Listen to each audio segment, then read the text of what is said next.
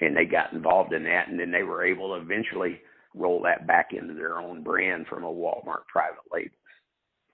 And so, yeah.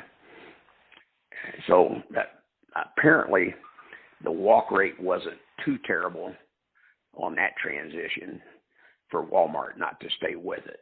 And again, maybe they're just trying to keep Fiskars honest too.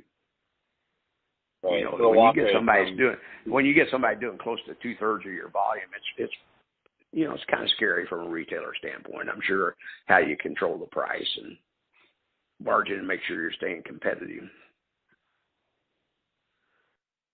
Yeah.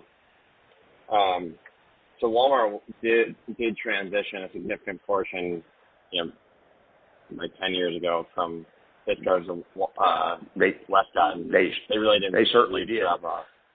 Yeah. No, and now let me qualify it for you too.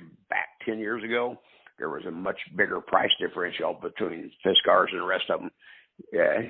During those next 5 or 6 years, Fiskars wound up cutting their own internal margins quite significantly to stop the hemorrhaging and try and push Westcott back.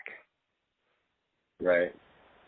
What sort of range of margins? I know you can't give me exact, but what sort of range would Fiskars generally see when working with like a craft retailer? So what are they usually trying to aim for on their end when they're negotiating deals? They try to never be under 45. Okay. And the average is probably but the average is probably higher than that, you know. But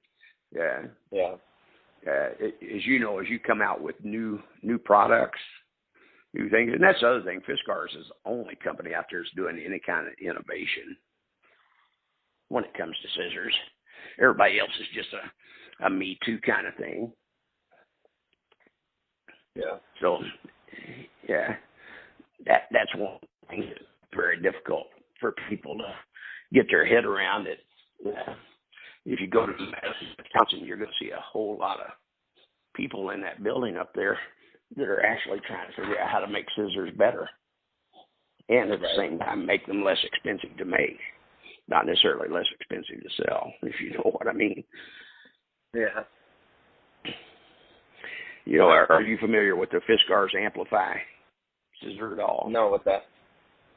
Well, that's a scissor that they developed a few years ago.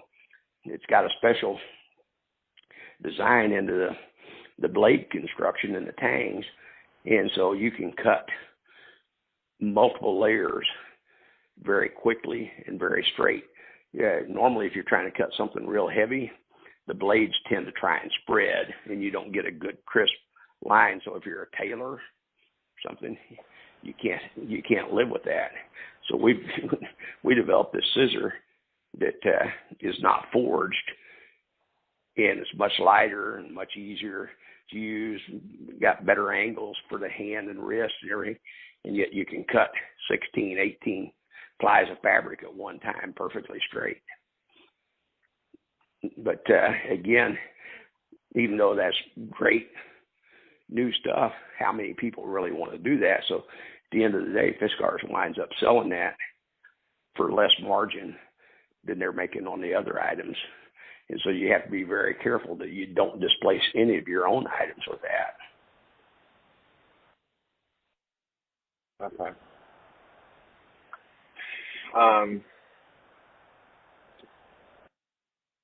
So I guess, you know, when you sit in the room, what did you fear most when going into negotiations with retailers? What like kept you up at night in terms of levers they had to pull? And you know, what did you do to prepare for those? Well, you know, the biggest thing that bothered us was the fact that they could cherry pick our line, you know, and so you got an item that's doing a lot of volume, and you've agreed to sell it to them for 5 or 6 points less than your normal margin. Right. They don't want to carry these other 3 items that give you a good average margin. And so that's the thing, and yet at the same